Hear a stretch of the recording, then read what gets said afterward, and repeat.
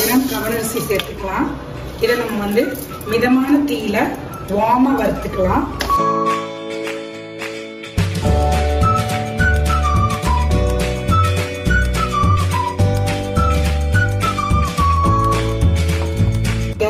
Gram அரிசி போடுறேன். நம்ம வீட்டில் இருக்க சாப்பாட்டு அரிசி கூட சேர்த்துக்கலாம். இந்த அரிசி வந்து சும்மா சூடு வந்தா போதும், நம்ம எடுத்து கொட்டிக்கலாம். இப்ப 250 கிராம் வேர்க்கடலை போடுறேன். இது வந்து வறுத்த வேர்க்கடலையே வாங்காதீங்க, பச்சை கடலையா வாங்கி இதை வறுத்துக்கோங்க.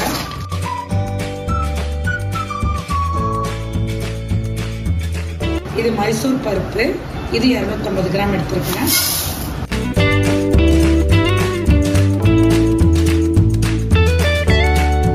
ஜவ்வரிசி 100 கிராம் தான் எடுத்திருக்கேன்.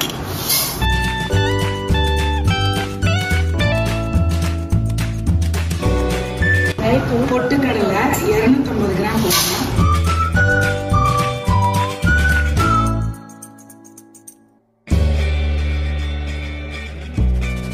நான் சம்பா கோதுமை 250 கிராம் எடுத்துருக்கேன்.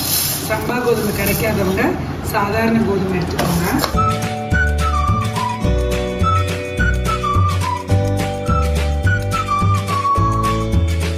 பச்சை பாசி பருப்பு 250 கிராம்.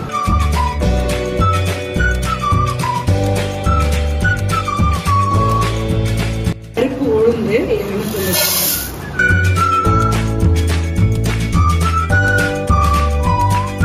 கம்பு 250 கிராம்.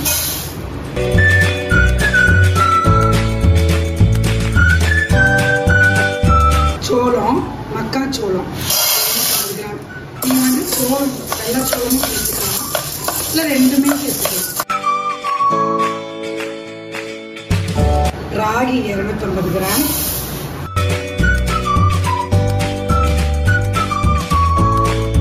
கருப்பு கொண்ட கடலை, இது ஒரு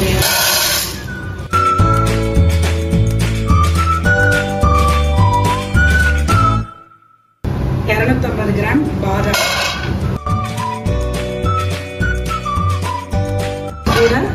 100 கிராம் முந்திரி. இது கூட 10 கிராம் ஏலக்காய்.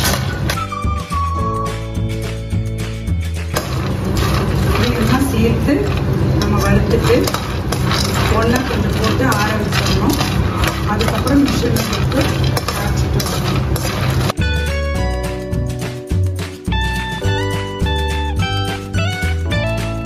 ஃப்ரெண்ட்ஸ், நம்ம வறுத்த பொருள் எல்லாத்தையும் மிஷினில் கொடுத்து அரைச்சிக்கிட்டு வந்தாச்சு. எனக்கு இது மாதிரி 2 டப்பா வந்தது. ஒரு டப்பாவை ஃப்ரிட்ஜுக்குள்ளே எடுத்து வச்சுட்டேன், ஒரு டப்பா வந்து நம்ம யூஸ் பண்ணுறதுக்கு வெளியில் எடுத்து வச்சுருக்கேன். இப்போ நீங்கள் வந்து குழந்தைங்களுக்கெல்லாம் இதை வந்து கூழு மாவாக காய்ச்சி குடிக்கலாம். பெரியவங்க வந்து இதை ஒரு ஹெல்த் மிக்ஸாக குடிக்கலாம்.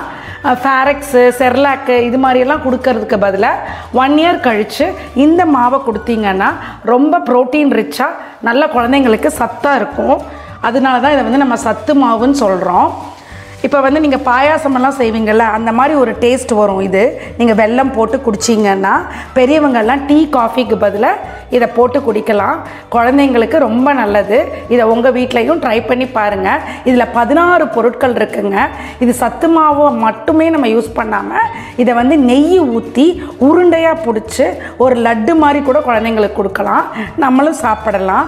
இது வந்து ரொம்ப ஹெல்த்தி. கொஞ்சம் ஒரு பவுலில் 2 ஸ்கூப் இந்த சத்து மாவு போட்டுக்கலாம். இதில் நம்ம கொஞ்சமாக தண்ணி கலந்துக்கலாம். ஒரு ஸ்பூன் வச்சு கட்டி இல்லாமல் அதை கலக்கிக்கோங்க.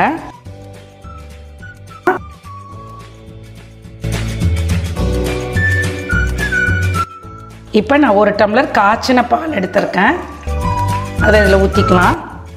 இப்போ நம்ம தண்ணியில் கரைச்சி வச்சுருக்க சத்து மாவை இது கூட சேர்த்து ஆட் பண்ணிக்கலாம். இதை வந்து அடிப்பிடிக்காமல் கிண்டி விட்டுக்கோங்க.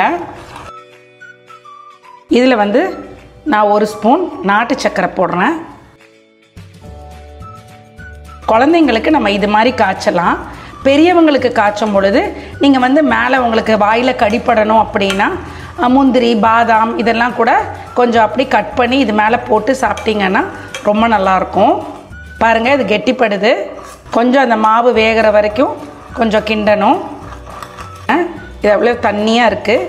இது வந்து பெரியவங்களுக்கு நம்ம எடுத்துக்கலாம். இன்னும் கொஞ்சம் நம்ம திக்காக பண்ணோன்னா குழந்தைங்களுக்கு பண்ணிடலாம். இப்போ நம்ம வந்து ஒரு கப்பில் ஊற்றிக்கலாம். அதை ரொம்ப ஈஸியாக கிண்டிடலாங்க. இப்போ ஆஃபீஸ் எல்லாம் போகிறீங்கன்னு வைங்க, காலைல பிரேக்ஃபாஸ்ட் வந்து உங்களால் பண்ணுறதுக்கு டைம் இருக்காது. அப்போ இதில் வந்து ஒரு டம்ளர் குடிச்சிட்டு போனீங்கன்னா எல்லா சத்தும் உங்களுக்கு கிடச்சிருங்க. இந்த சத்து கிடைக்கல அந்த சத்து கிடைக்கல அப்படின்னு நம்ம கவலைப்பட வேண்டாம். இதை அழகாக குடிச்சிட்டு நம்ம வேலைங்களை பார்க்கலாம். உங்கள் வீட்டில் ட்ரை பண்ணி பாருங்கள். உங்களோட கமெண்ட்ஸை எங்களோட கமெண்ட் பாக்ஸில் கொடுங்க. இதே மாதிரி ஒரு நல்ல வீடியோவோட உங்களை எல்லாம் சந்திக்கிறேன். டில் தென் பாய் ஃப்ரெண்ட்ஸ்.